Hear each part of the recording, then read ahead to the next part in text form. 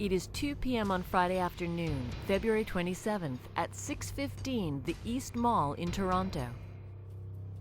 The apartment building is full of families that live in the 19 apartments that line the long hallway that runs through the building.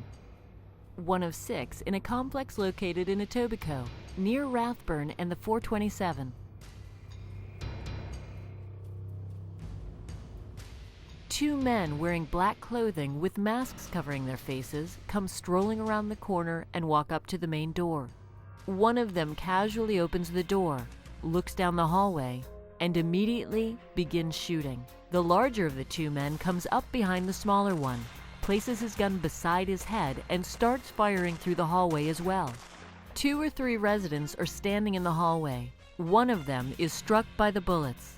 They fire 10 shots before walking away, as casually as they walked up. I'm Detective Larry Straver, coordinator of Toronto Crime Stoppers, and we are currently standing on the north side of 615 the East Mall.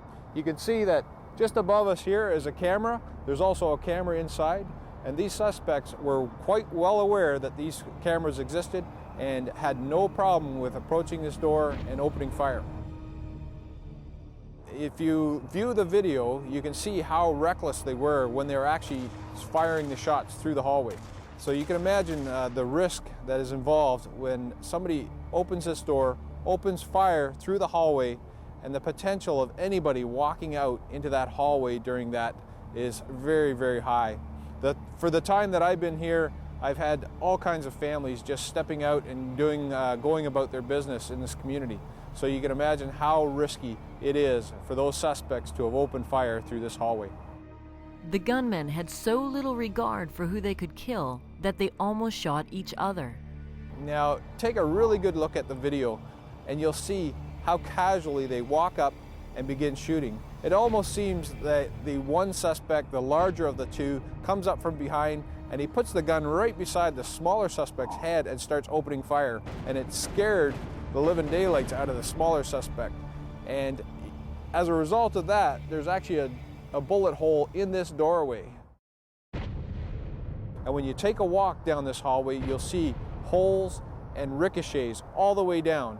So you can imagine the risk of somebody getting hurt and just somebody walking out of their doorway and a bullet meeting them as they came out that door. The door to the apartment building is supposed to be locked at all times. But on that day, the shooters opened the door as if they knew that it was going to be unlocked. This door that's situated behind us is normally locked. It requires a pass to get through, but I've been informed by several residents in this area that there's a lot of drug dealing that goes on, and the drug dealers actually have an Allen key to fix this door so it can remain open at all times. And that's probably what's happened here, because the two suspects approached this door very casually, open it as though they knew it was going to be open, and then open fire. Police are unsure whether the man who was shot in the leg, one of the people standing in the hallway, was the intended target. A lot of the times in these type of situations, people in the community hear about what's happened. They also hear about who was involved or who did it.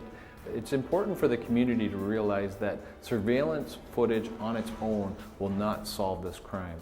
We have really, really good images of these suspects approaching this door and recklessly shooting through this hallway, but that in itself is not going to convict these people for doing this. We need the community to step up and come forward with information that will assist the investigators in not only arresting these two suspects that are responsible, but also getting those handguns off the street. That's very important because those guns are still in the community and they're going to be used again. And you know, if you take a look at this footage and you think or you know who they are, call Crime Stoppers, and the potential for this to happen again and again is very, very high, because if they do it once, they're going to do it again. And if somebody knows who they are, they can stop it by telling the police who is responsible for this. If you have any information about this case, call Crime Stoppers toll-free at 1-800-222-TIPS.